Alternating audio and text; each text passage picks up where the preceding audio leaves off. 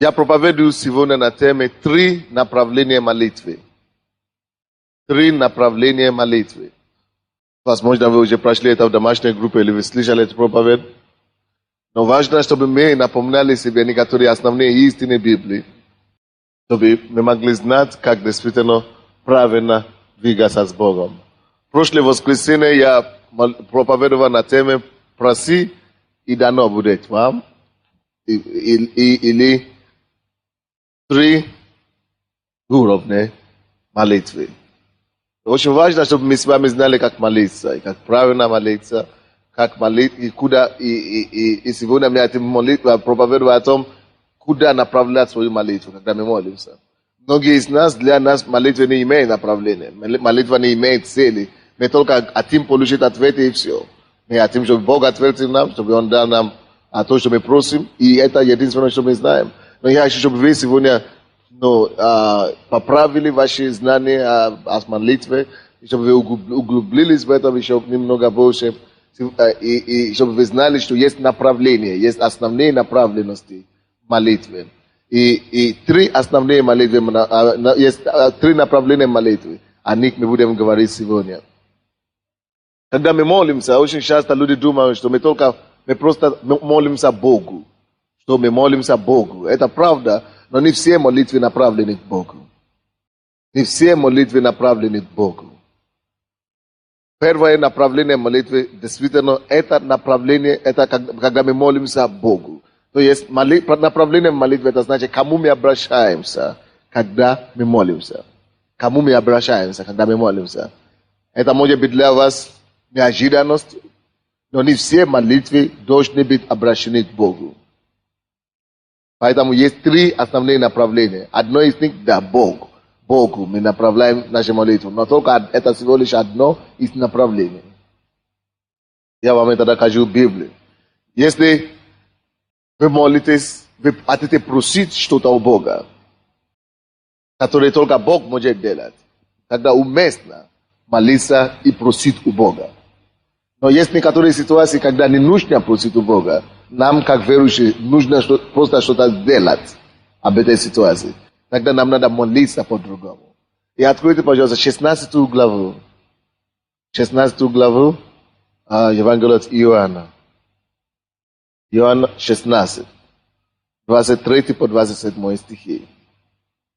Здесь Иисус говорит перед его уходом на небо. И в тот день вы не спросите меня ни о чем. Истинно говорю вам, о чем не попросите Отца во имя Мое, даст вам. До ныне вы ничего не просили во имя Мое, просите и получите, чтобы радость ваша была совершенна. До этого времени я говорил вам притчами, но наступает время, когда уже не буду говорить вам притчами, но прямо возвещать вам об Отце. В тот день будете просить во имя Мое, и не говорю вам, что я буду просить Отца о вас. Ибо сам Отец любит вас, потому что вы возлюбили меня и уверовали, что я исшел от Бога. Молитву Богу – это нормальное дело. И вы помните, когда в Евангелии, допустим, в Евангелии от Матфея, 6 глава, Иисус учит нас, как молиться. Он говорит нам молиться Богу. Это одно направление молитвы. Он говорит, что, допустим, «Отче наш, сущий на небеса» и так далее. Когда мы приходим, основные молитвы наши действительно направлены к Богу. Когда мы приходим к Богу, мы осознаем Его как наш любящий Отец. Бог, Он не есть странное существо для вас. Бог не просто какое-то творение или существо, где-то обитающее. Бог это не просто какая-то сила или энергия. Бог, Он есть личность. Бог есть личность, и Он есть Отец для верующих в Него, для ищущих Его. Бог есть любящий Отец прежде всего. Он не просто есть какое-то творение. Он не просто есть какая-то энергия. Бог, Он хочет, чтобы ты и я, мы познали Его как Отца. Это трагедия, когда дети не узнают отца. Это боль и трагедия, когда дочка не узнает матери. Это трагедия большая. И Бог хочет, чтобы вы познали Его своим отцом. Бог хочет, чтобы вы знали, что Он есть ваш Отец. Поэтому, когда вы молитесь, обращайтесь к Господу как к Отцу. Обращайтесь к Нему как Отец. И поэтому Иисус говорит нам, когда вы молитесь так: Отче наш, сущий на небесах, Отче, Он любящий Отец. Поэтому успокойтесь, когда вы молитесь. Приходите к Нему в покое и говорите: мой Отец. Все то, что вы можете доверять Отцу вашему земному, вы можете все доверять Иисусу, Богу, во имя Иисуса. Мы приходим к Нему. Почему мы стали Его детьми? Как мы можем обратиться к Нему как Отцу? Потому что благодаря Иисусу мы можем обращаться, мы получили доступ к Нему. Он есть наш Отец, поэтому мы обращаемся к Нему во имя Иисуса, который приложил нам дорогу. Поэтому, когда ты приходишь к Богу, пожалуйста, релакс, расслабься.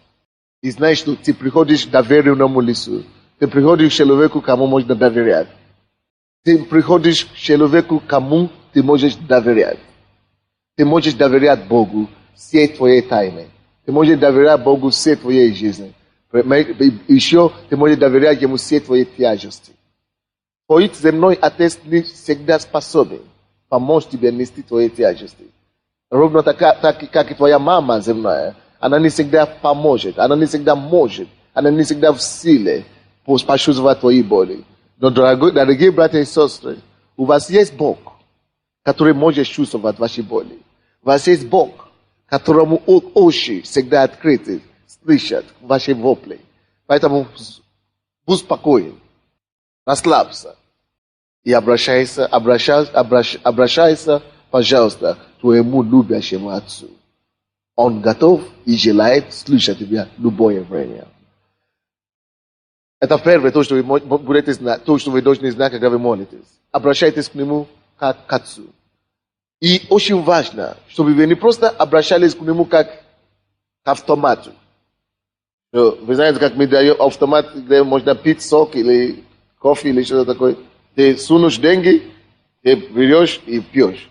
Ты не разговариваешь с автоматом, ты не общаешься с ним. Но Бог не просто хочет, чтобы вы обращались к Нему и нажали кнопку и получили то, что вам хочется. Он хочет, чтобы это отношение было живое отношение. Чтобы это было действительно материнское, отцовское отношение. Поэтому мы не просто приходим к Нему. Бог не нужен исцеление. Дай. Спасибо. Аминь. Это не очень хорошо. И это не совсем корректно. Поэтому мы обращаемся к Нему более проще. Мы приходим к Нему, сначала возвещаем Его. Сначала поклоняемся Ему. А тем мы говорим Ему, что у нас есть живое отношение. Спасибо, что Ты так меня возлюбил. Что Ты спас меня. Да святится на самом деле имя Твое. И Господь, слава Тебе, Господи. Вы видите, что даже Отче наш, когда Иисус учит об этой молитве, Евангелие от Матфея, которое я вам сказал, 6 глава, 9 по 13 стихи, Он говорит: обращайтесь сначала к Богу как к Отцу, Отче наш. А потом Он говорит: сущий на небесах, да святится имя Твое. Это слово «да святится имя Твое», это речь уже идет о поклонении. Чтобы вы общались с Ним и поклонились Ему, благодарили Его за то, кто Он есть. За то, что Он действительно Он могущественный Бог, Он любящий Бог. За то, что Он такой милостливый для вас. Не просто обращались. Это стыдно. И нам должно быть стыдно, когда мы приходим к Богу, нам нечего сказать. Если тебе нечего сказать, благодари Его за то, что Он есть такой величественный. Вот эта молитва, Отче наш, да святится имя Твое, это именно об этом мы говорим, чтобы мы поклонялись Ему. Как нам обращаться к Нему? Понимаете, да? И когда мы молимся, мы просим у Него, что нам нужно. Запросто. Господь, Ты видишь мою ситуацию, расскажи Ему, что Тебя беспокоит. И расскажи Ему, проси у Него, что Ты хочешь, чтобы Он делал, Твоими словами. Не нужно усложнять молитвы. Это первое направление молитвы. Ты просто говоришь Ему все то, как оно есть. spokojna. Można siedzieć делать, można лежать делать, можно стоять делать, можно в транспорте делать, можно на улице делать. Он всегда с тобой. Бог, Он всегда с тобой. Не думай, что тебе обязательно закрыться в комнате, не думай, что тебе обязательно войти в церковь, чтобы молиться. Нет, ты можешь обращаться к Нему в любое время и в любом месте. Поэтому Он Бог. Поэтому Он всемогущий и вездесущий. Давайте посмотрим пример молитвы, который был направлен к Богу. Давайте посмотрим пример, как ученики молились. Это первым направлением молитвы. Деяния апостолов 4 главу. Откроем. Деяния апостолов 4. 24 по 30 стихи. У учеников были проблемы, у них были гонения. Их хотели заключать в тюрьму, вернее, их заключали в тюрьму, а потом опустили их, били их и запретили им проповедовать во имя Иисуса Христа. И что они сделали? 23 стиха. Бывшие отпущенные, они пришли к своим и пересказали, что говорили им первосвященники и старейшины. 24 стиха. Они же, то есть все верующие, выслушавшие единодушно, возвысили свой голос Богу и сказали: Владыка Божий, сотворивший небо и землю, и море, и все, что в них. Они знали, что Бог — это их Отец. Они знали, что Он всемогущий Бог. И они начали описывать Богу Его величие. Владыка Божий, Ты владыка. Ты сотворил небо и землю, море и то, что в ней. И Господь, все эта ситуация под Твоей рукой. Все под Твоим контролем, под Твоим ведением. Они начали возвещать, описать Божье величие.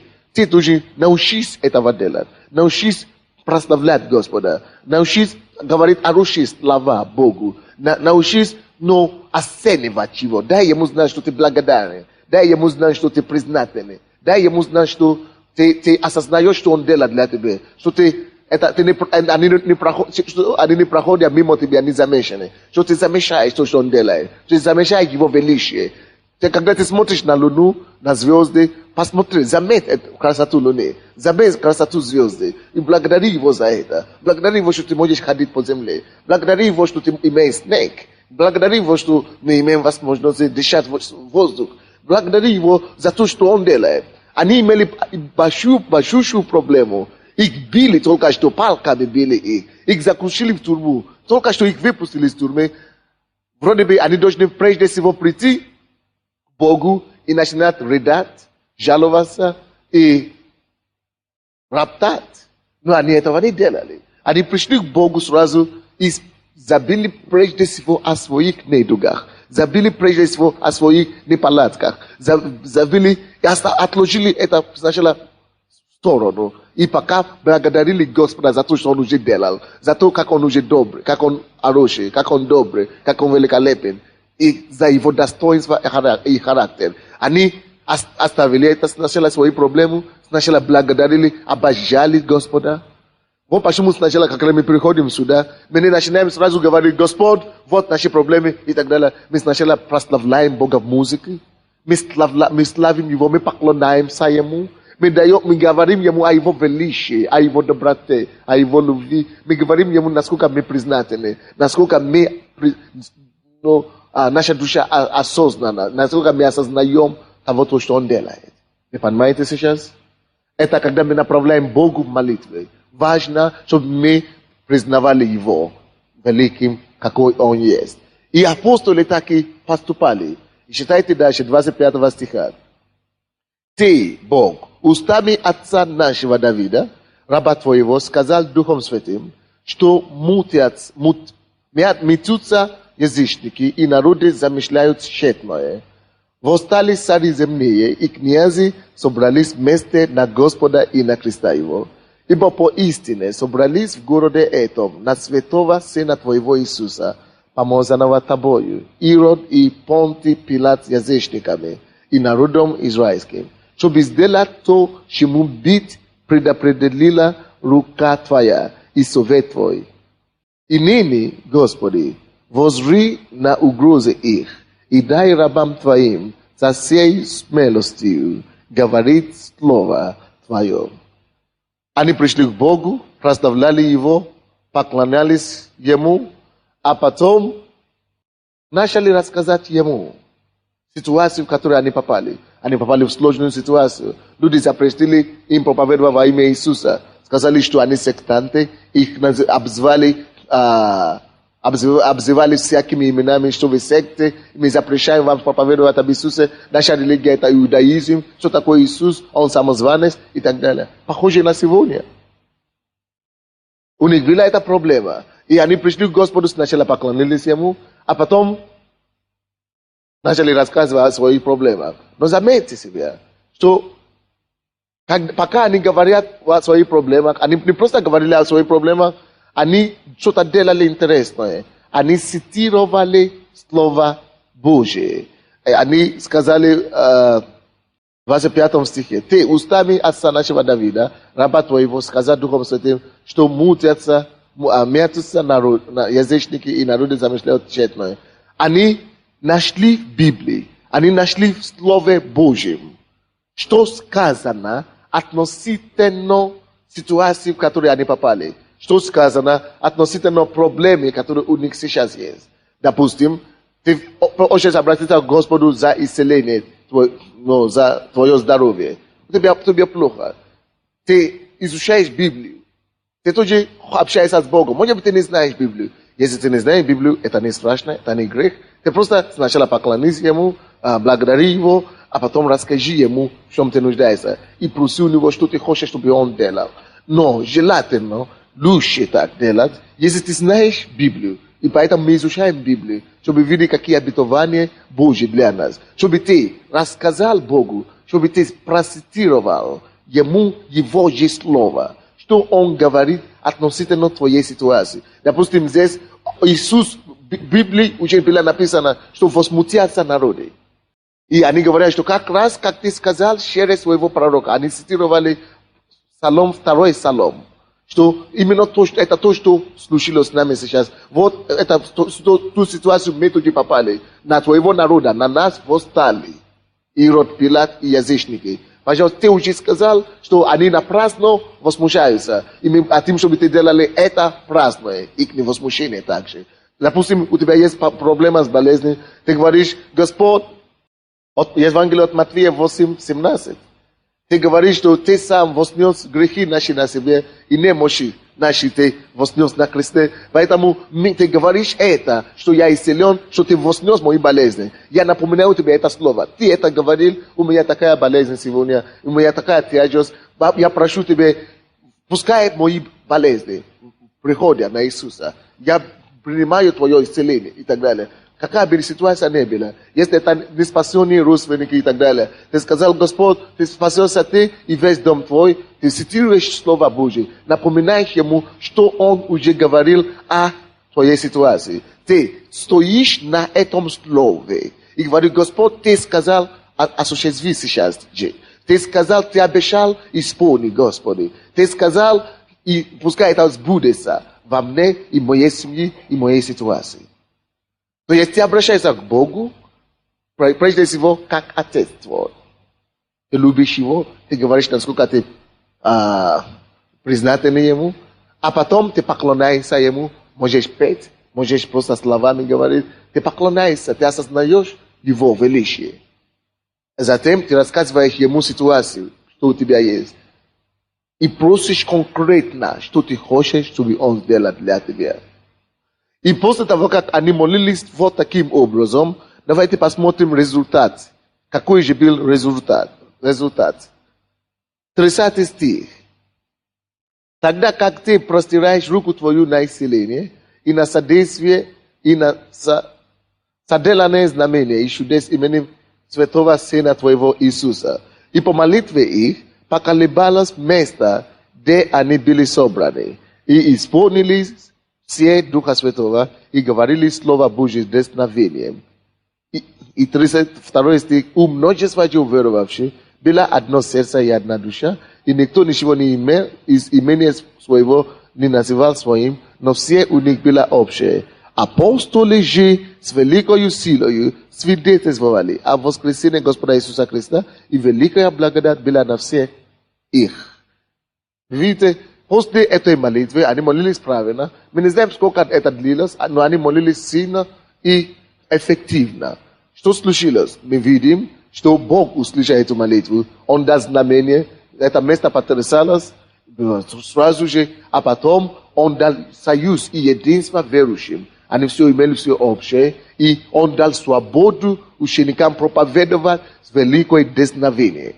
А затем Он говорит, что великие чудеса и знамения последовали за их проповедью. То есть эта молитва была отвечена.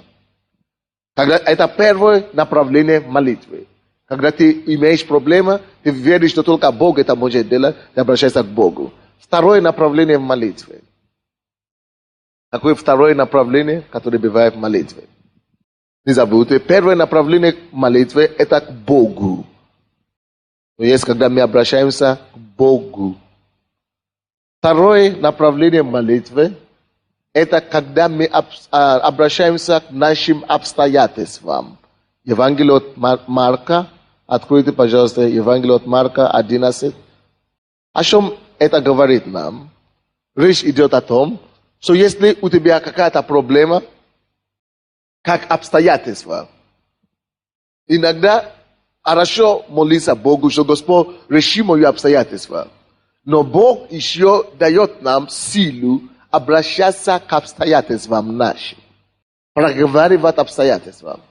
Вы помните ситуацию, когда Иисус в Евангелии от Иоанна, 11 глава, можно написать себе это, Евангелие от Иоанна, 11 глава, 41 стиха по 43 стихи.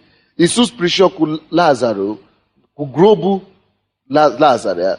Он уже был мертв несколько дней, он уже лежал там, он уже был мертвым. Иисус сначала, что он делал? Он молился Богу. Говорит, Отец, я благодарю Тебя, что Ты всегда слышишь меня, когда я молюсь. И я знаю, что Ты хочешь меня слышать сегодня также. Я не прошу это, не делаю это не ради себя, но ради этих всех людей, чтобы они могли знать, что Ты слышишь меня всегда. Он сначала молился Богу, так? А потом обращается к своему обстоятельству. И пошел к гробу Лазаря, который уже умер 4 дня, и начал проговаривать этому трупу, можно так сказать. То есть этому телу мертвому. И говорит, Лазар, выйди вон. Он начал приказывать обстоятельства. Он начал запретить и как бы силу смерти и призывает жизнь. Он обратился к мертвому. Он обратился к обстоятельству. Он не сказал, Господи, воскреси этого человека из мертвых, и все. Но он еще пошел к мертвому и проговорил, чтобы он оживился. А давайте мы посмотрим этот пример здесь, Евангелие от Марка, 11 глава. 22 стиха. 22 стиха. Иисус, отвечая, говорит им, имейте веру Божию, ибо истинно говорю вам, если кто скажет горе этой, поднимись и вернись в море, и не усомнится в сердце своем, но поверит, что сбудется по словам его, будет ему, что не скажет. Потому говорю вам, все, чего не будете просить молитвы, верьте, что получите, и будет вам. И когда стоите в молитве, прощайте, если что имеете на кого, дабы и Отец ваш Небесный простил вам согрешения ваши. Но 23 стих я еще раз читаю. Имейте веру Божию, ибо истинно говорю вам, если кто скажет горе этой. Что такое гора? Гора здесь обозначает или иллюстрирует нам проблему определенную. Допустим, у тебя эта проблема стоит. Гора – это прообраз недвигаемая, недвижимая проблема. Что-то стоит на дороге, что-то препятствует. Это прообраз препятствия какой-то, прообраз ограничения какой-то, скованность какая-то, обстоятельства сложные какое-то.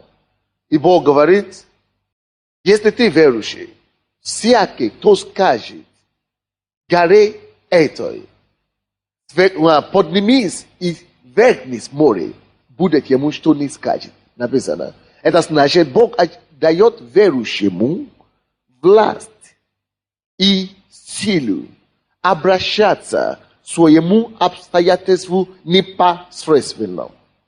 Не просто к Богу обращаться, это одно направление молитвы, но второе направление к молитве, это когда мы обращаемся, или когда мы направляем наши молитвы на наши обстоятельства. У тебя есть проблема, ты молишься Богу, Господь, помоги мне эту проблему решить. Это одно, ты поговоришь с Богом, а потом разворачиваешься на твою проблему и проговариваешь этому обстоятельству то, что ты хочешь, чтобы сбилось с этим обстоятельством, то, что ты хочешь, чтобы случилось с этой ситуацией. Ты, допустим, если горе стоит, ты говоришь во имя Иисуса, я повелеваю или приказываю, чтобы эта опухоль удалилась с моего тела. Во имя Иисуса я запрещаю эту опухоль. Именем Иисуса выйди вон, отойди прочь. И верьте, Бог говорит, что будет вам, что вы сказали, и будет вам. Не всегда молитесь. Многие люди, если обстоятельства стоит, если гора стоит, бесполезно обращаться, молиться Богу бесконечно. Ты молись Богу. Скажи, что ты веришь Ему, что Он поможет тебе. Бог ждет теперь, чтобы ты также обратился. Он уже дал нам власть обращаться также к нашим проблемам и немощам. Он говорит, если кто скажет горе сей, Бог дает тебе силу сказать. Он говорит, будет ему, что не скажет. Допустим, какая проблема, можно сказать? Допустим, у тебя проблема с мужем. Ты говоришь, Господь, спаси его. Спаси его. Ты молишься Богу, чтобы он что заделал. Но Бог тебя ожидает, чтобы ты, допустим, обратился к духу алкоголизма, который действует в него. Ты можешь молиться, Господь, исцели его, спаси его, освободи его. А потом ты обращаешься, говоришь, что ты дух нечистый, который действует в моем муже, который не обязательно к нему в глаза. Вот так, в лицо. Там, где ты молишься. Ты дух нечистый, дух алкоголя, или дух неверия, или дух гордости, который действует в моем муже. Именем Иисуса, я запрещаю тебе. Я повелеваю тебе, уйди прочь. Выйди вон. Это ты говоришь, ты проговариваешь обстоятельства. И когда ты это делаешь, ты должен это делать с верой, с дерзновением, чтобы ты не сомневался, чтобы не было ни грамма сомнения. Тогда ты знаешь, что будет тебе, что не скажешь. Давайте будем читать этот стих еще раз вместе с вами. 23 стих. Наверное, вы замешаете это, когда я молюсь, или когда тут молишься здесь. Вы замешаете, да? Что мы молимся, вроде мы молимся, и мы говорим, дьявол во имя Иисуса, уйди, или болезнь во имя Иисуса, мы запрещаем духа какого-то, или мы запрещаем болезни, головные боли, уйди прочь, или рак, уйди прочь, или, вы заметили, что мы молимся вот так, именно вот так? Потому что мы понимаем направленности молитвы. Нужно, чтобы и ты понимал эту истину.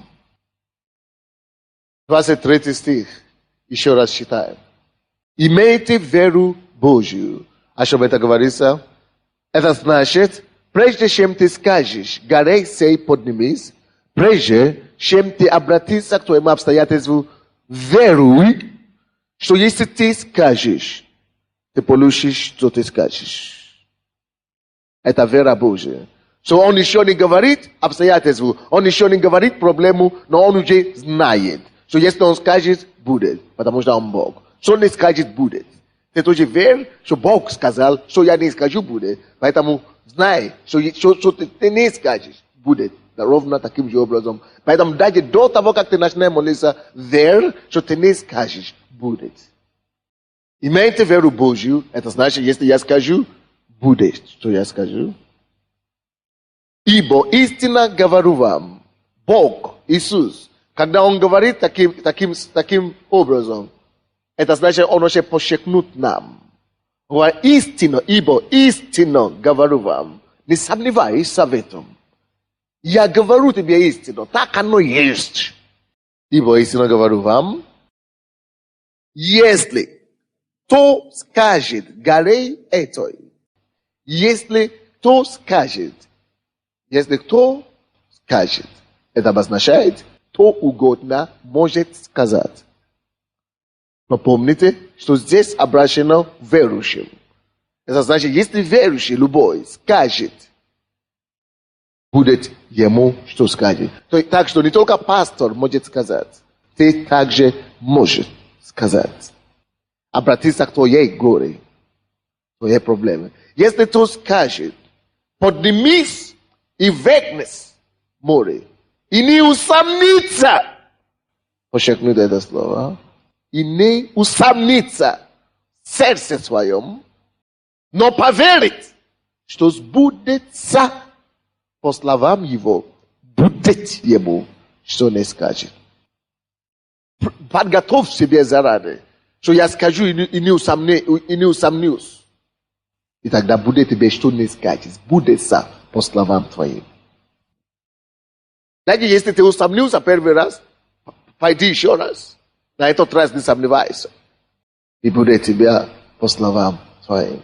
Если обстоятельства начнут приходить, и чтобы вроде бы показывается, что хуже стало, или хуже еще стало, или противоречащее, что ты уже провозглашал, не переживай.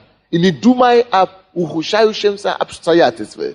Потому что эти обстоятельства, ухудшение, дьявол показывает тебе, чтобы сбить тебя с ног, и чтобы заставить тебя усомниться. Потому что дьявол понимает, что если ты усомнишься, не сбудет тебе по словам твоим. Поэтому, когда ты сначала говоришь что-то, обычно не будет мгновенно. Дьявол постарается пару раз сделать тебе, построить себе сомнения, чтобы ты сомневался. Но когда он увидит, что ты не сомневался, тогда эти обстоятельства повинуются. Мы будем это делать сейчас. Бог хочет, чтобы мы это делали. Я чувствую это. Потому что Бог отец, допустим, исцелит некоторые люди, у кого внутренние болезни, разные. Желудочное, желчные пузыри, почки и так далее, и ухо. Бог хочет, чтобы мы обращались сейчас. Допустим, у тебя есть аппендицит. Во имя Иисуса я запрещаю аппендицит. Я повелеваю тебя прекратить. Уйди прочь и больше не вернись. Пускай все органы начнут функционировать хорошо во имя Иисуса Христа. Твой печать, твоя печать есть имя Иисуса. Все, и забудь об этом. Еще болит? Да, болит. Не переживай. Я уже молился. Я уже запретил. Все, не имеет выбора. Уйдет все равно. Рано или поздно. Я, чтобы вы сейчас обратили слух к своему обстоятельству. Может быть, твой сын колется. Или твой родственник. Говорит, что во имя Иисуса я обращаюсь к этому духу наркомании, к этому духу, я запрещаю, я повелеваю больше не действовать, не беспокоить и так далее. Если у тебя какая-то разлука в семье, именем Иисуса, дух блуда в моей семье, я запрещаю, я повелеваю прекратить мучить моего мужа, моей жены. Именем Иисуса, я молю, чтобы это обстоятельство изменилось к лучшему. Сейчас открой свой рот, обратись к своему обстоятельству. Посмотри, какое обстоятельство у тебя. Может быть, это бесплодие. Скажи, во имя Иисуса, я обращаю к этому бесплодию. Я повелеваю тебе, уйди прочь.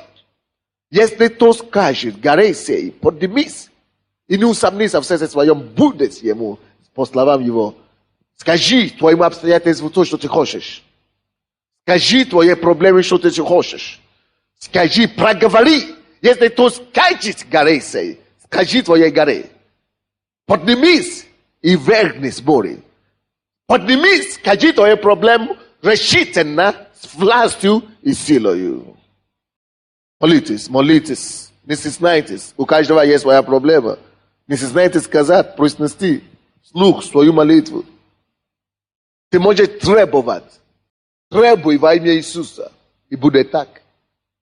Деяния апостолов 3 главе, когда они шли в храм, продолжайте молиться.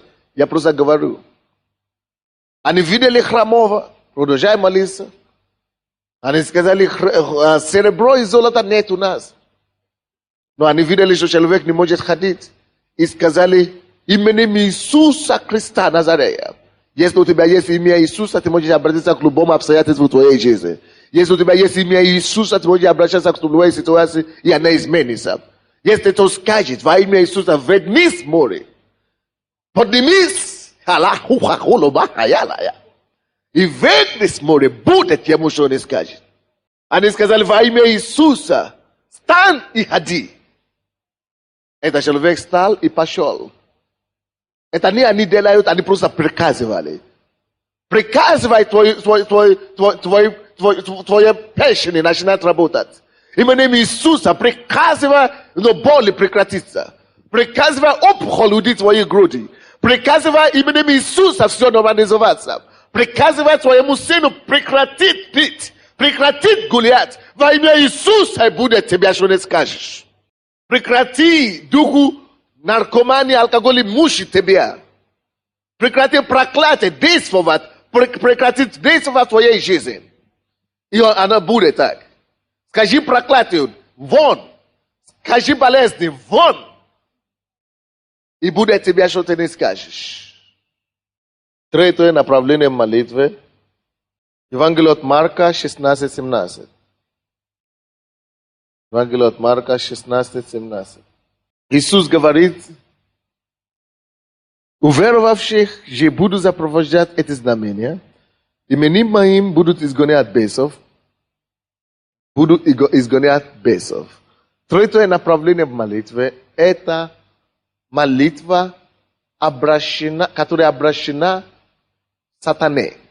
Это третье направление молитвы. Первое направление мы обращаемся к Богу. Второе направление мы обращаемся к нашему обстоятельству. Теперь третье направление, когда мы видим, что бес или сатана мешает, или что-то там делает. То есть вы обращаете вашу молитву сатане или к бесам, демонам непосредственно. Ибо Иисус сказал, что всякий верующий, уверовавший, имеют власть, он дал им силу изгонять бесов или же запретить бесов. То есть вы имеете власть и силу, если вы замечаете, что дьявол мешает вам на вашей работе, бесы мешают вам в вашей семье или где угодно, что это не просто так это происходит. Это не просто так, а это подача сатаной. Вы можете непосредственно открыть свой рот и проговорить сатане, бесам, и запретить или выгонять вообще их из ваших обстоятельств. Мы можем посмотреть пример Деяния апостолов, 16 глава, Деяния апостолов, 16 стиха по 19. Давайте посмотрим эту ситуацию. Евангелие Деяния апостолов 16 стиха по 19. Случилось, что когда мы шли в молитвенный дом, встретилась нам одна служанка, одержимая духом прорицательным. Знаете, очень многие люди бывают такие, которые одержимы духом нечистыми. Есть гадатели, есть,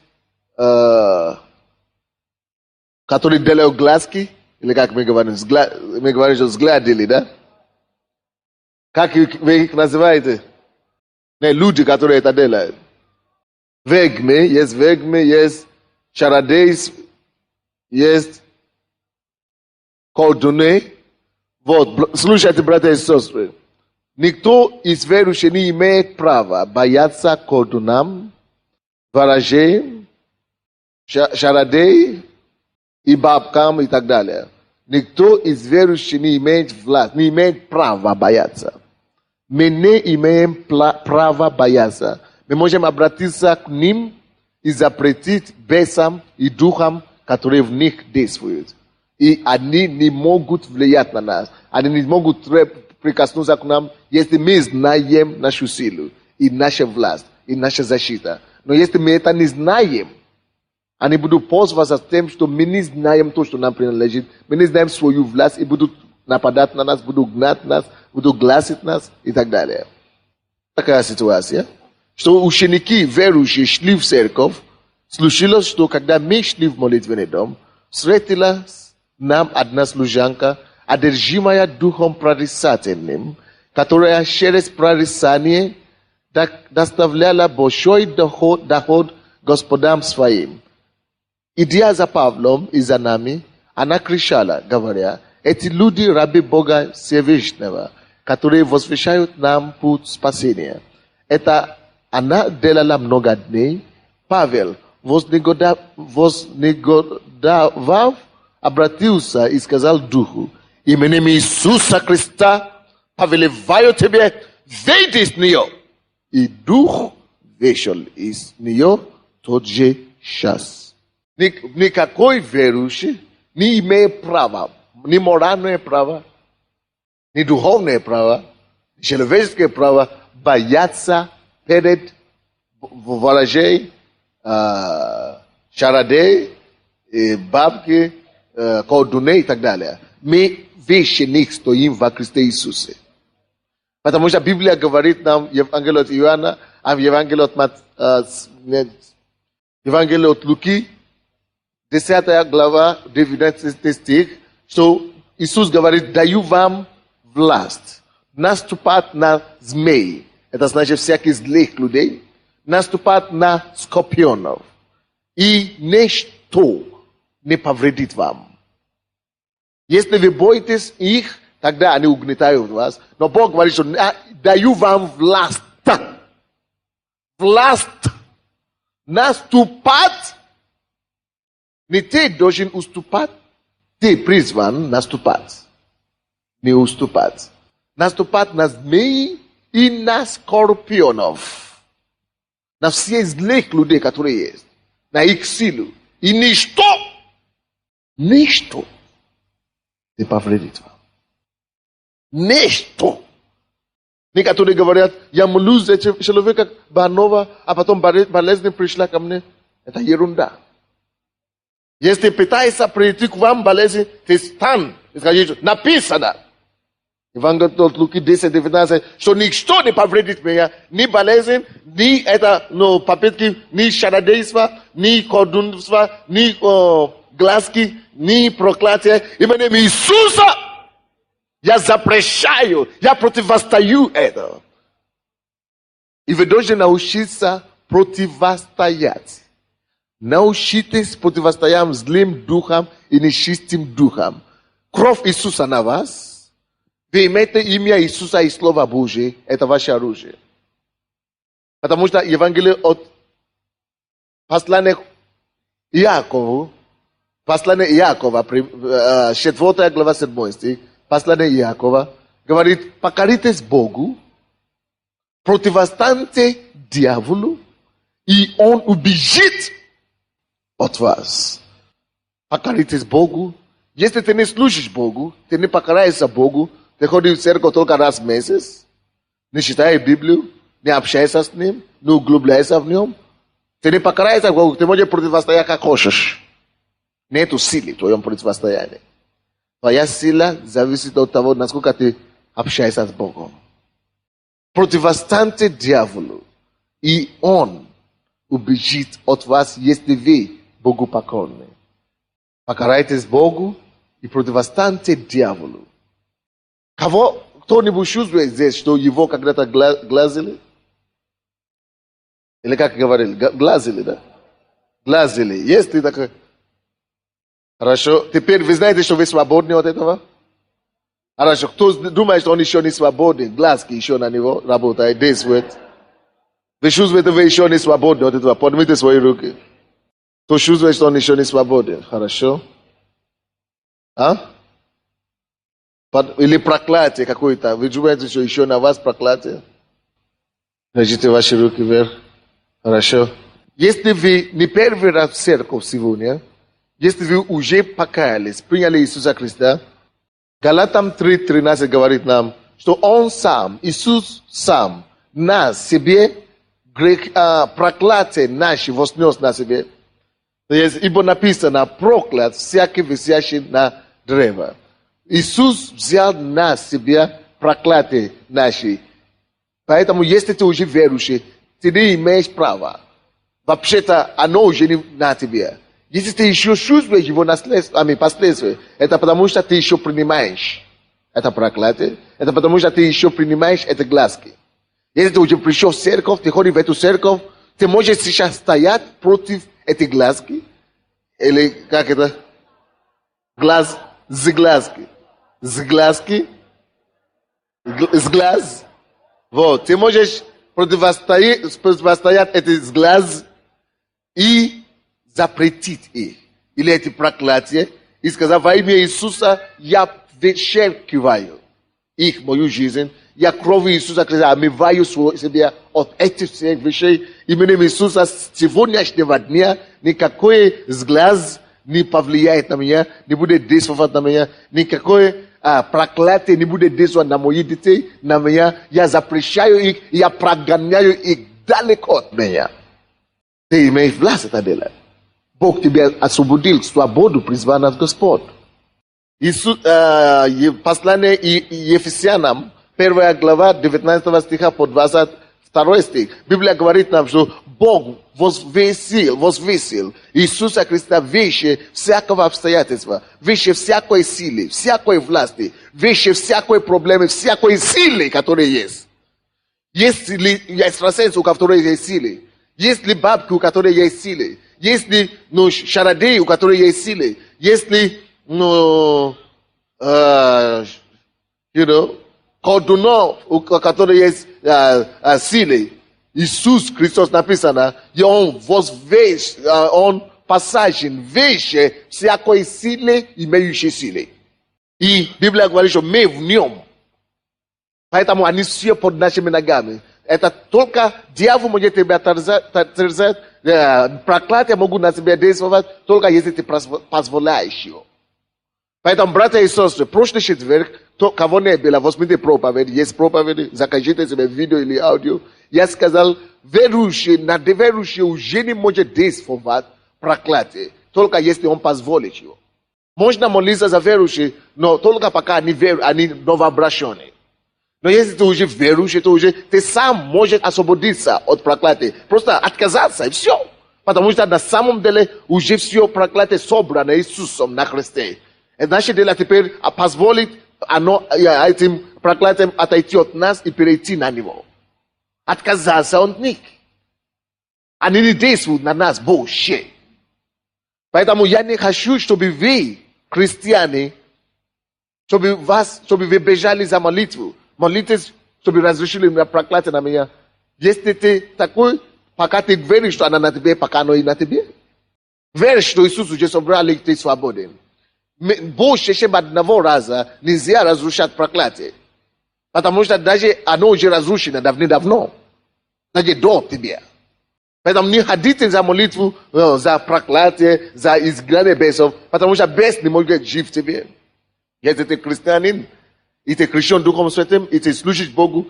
Конечно, если ты отступишь от Бога, то бес мог, тогда ты сам пригласил беса. Если ты отступил от Бога, и ты начинаешь заниматься вещами, которые не христианские, грехами, да, ты открываешь дверь для беса. И тогда ты нуждаешься в освобождении. Но если ты служишь Богу, ты ходишь в церковь, все нормально, и ты не ищешь какие-то голоса, ты не открываешь свой дух для бесов, то ты не одержимый. Ты свободен.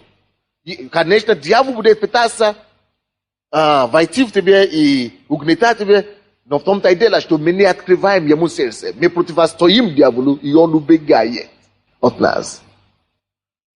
Поэтому я хочу вам сказать, что когда вы молитесь и противостоите дьяволу, это третье направление молитвы. Когда вы обращаетесь к сатане, или к бесам, или к проклятиям, не нужно это делать нежно. Ты не можешь дьяволу сказать нежно, о, дьявол, отойди от меня. Он тебя ударит, пас. Он тебя просто будет издеваться над тобой. Если ты хочешь говорить дьяволу, обращаться к сатане или бесам, ты должен это делать как власть имеющий. Ты должен это делать с уверенностью и с властью. Во имя Иисуса я запрещаю это проклятие в мою жизнь. Я повелеваю тебя, уйди прочь во имя Иисуса.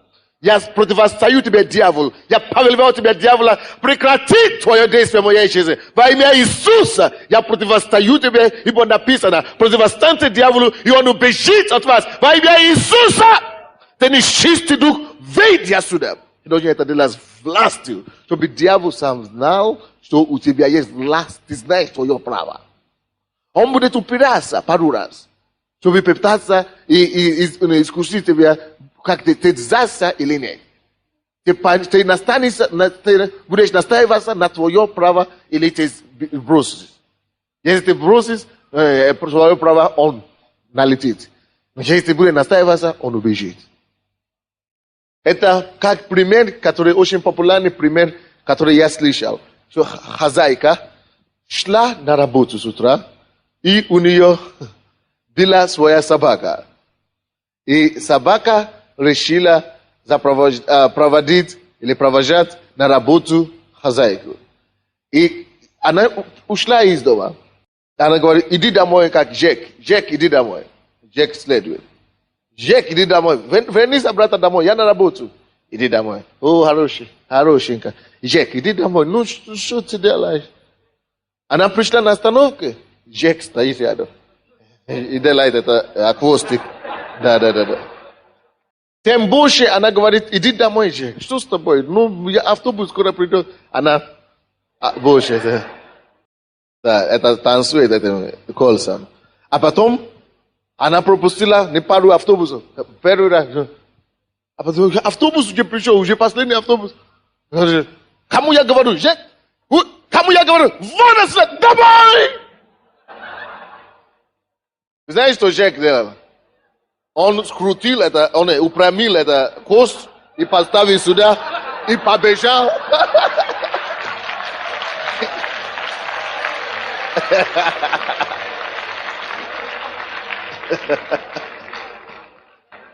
Очень понятный пример. Это похоже на дьявола, на сатану. Пока ты умоляешь его, иди.